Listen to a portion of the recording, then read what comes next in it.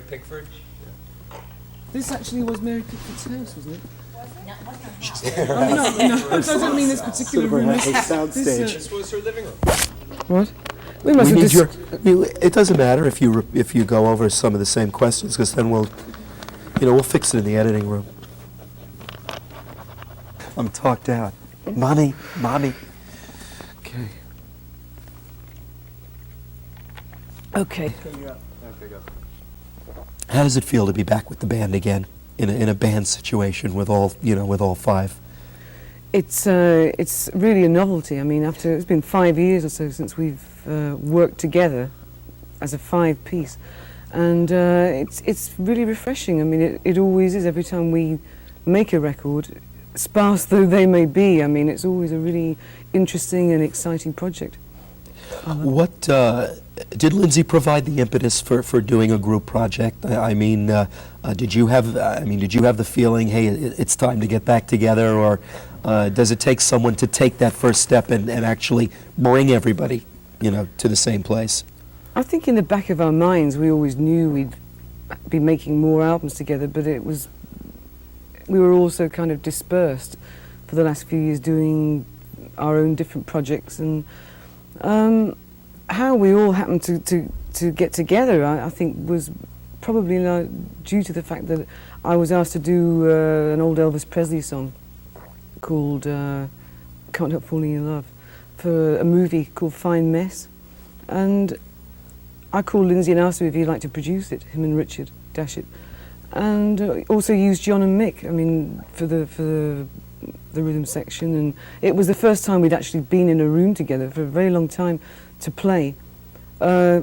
Stevie wasn't in town, otherwise we would have had her too, but it was the beginnings of getting us all in a musical environment together, and from then on I think we just sort of started easing into writing some stuff, and Lindsay would come to my house once or twice and we'd work together, and that's sort of how it really started, and then we got serious about, shall we actually make a record? It's about time.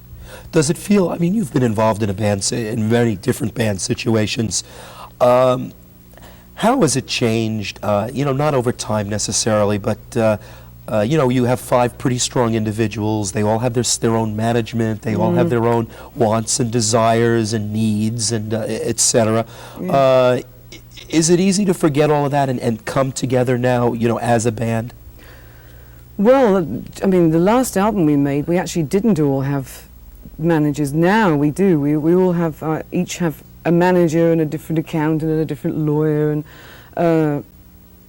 it seems that over the years we've all kind of mellowed out a bit. We've all got a lot older and a few more grey hairs coming in, and it's never easy working with one another. I mean, it never has been. I think that's part of the magic of this band. Is it's such a challenge. I mean, it's not that we don't get on well. We do actually, but there's always a certain tension amongst us, which I think contributes. I don't know. Maybe I'm wrong.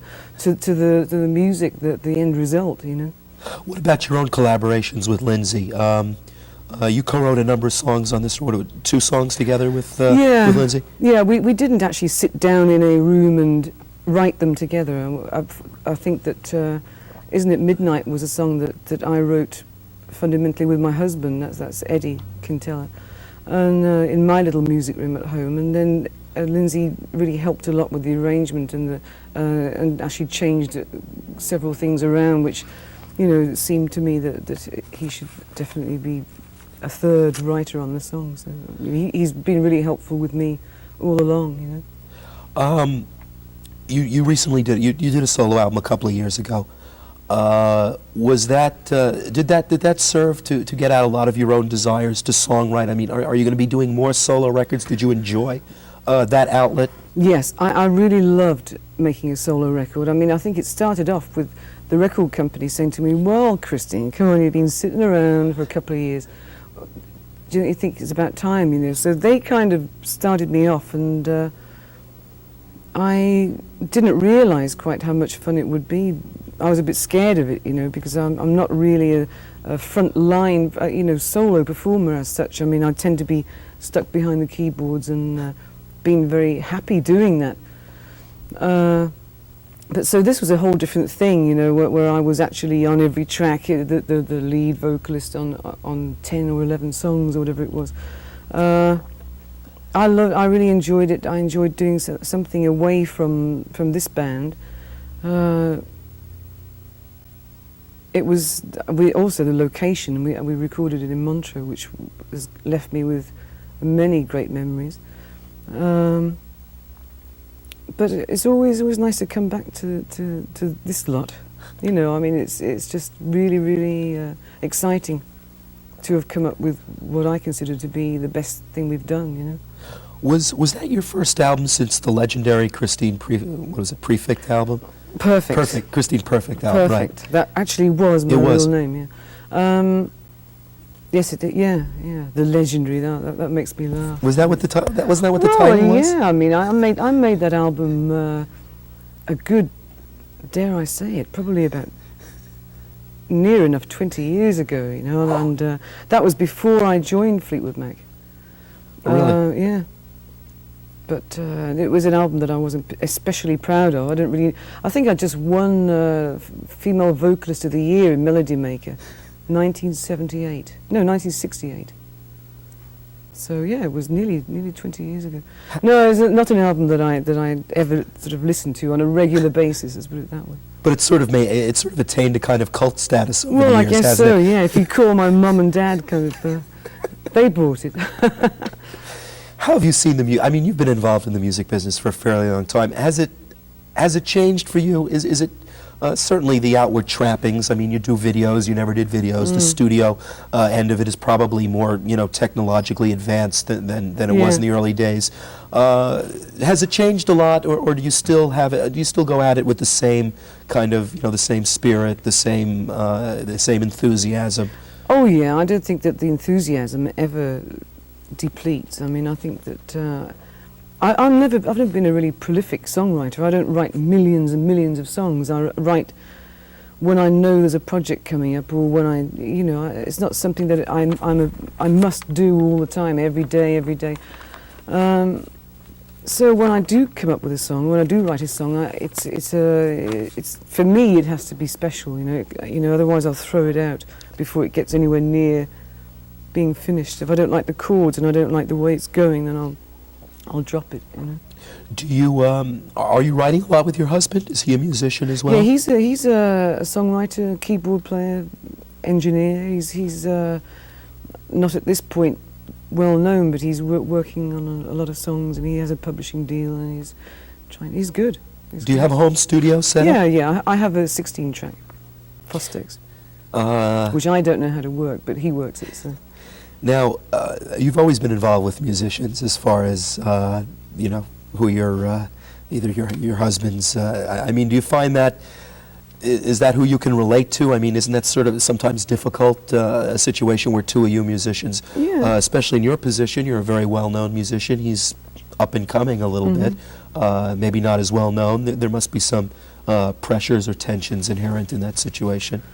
Well, when we're not in the music room, we don't talk about music. I mean, you know, he has pretty different tastes to me when it comes to record listening, you know, buying. No, I mean, that's not a problem with us. I mean, because if it came right down to it, there's a lot of things we don't agree about musically, but we agree to disagree. So it doesn't present a problem, you know. So again, some of the creative spark comes from the differences in opinion. Yeah. I mean, it's likely. I mean, his inspirations are totally different, you know, from mine. Much more jazz influenced. Now, from what I understand, although I have not heard the whole album, the particular songs that you co-wrote with your husband, what Little Lies and Isn't It Midnight? There's sort of a dark edge to them, a kind of a feel of. That love is sort of a two-way, you know, has its own tensions involved, that there are downsides to it and that there are good sides, and often the kind of darkness of the lyrics is juxtaposed against the kind of, you know, the gentleness of the melodies and the perkiness of the melodies. Is that something you feel characterizes your work with your husband or your own songwriting? That kind of dynamic between the sort of, you know, the melodic of the song and the sort of the darkness of the vision a little bit underneath? Well, you know, I think you're reading a little more into it than is actually there, because in terms of the lyrics, I just dream up lyrics that sound nice with the track, you know, or that flows really nicely, or is a nice line to sing, you know. And I don't think there's any what you're describing is the dark side, and there was no deliberate attempt to make it anything other than a song that you'd want to hear again, you know. So it doesn't have any special message in that sense. You don't necessarily, you're not necessarily pouring out your inner self then in these songs? No, not really. I mean, I think that I'm sure there's a little bit of me, you know, in all of them. Otherwise, you know, you have to dream up these lyrics from somewhere. I mean, if they're not me, then they're usually somebody that I know, that I can relate to them, feeling. You know. What does it look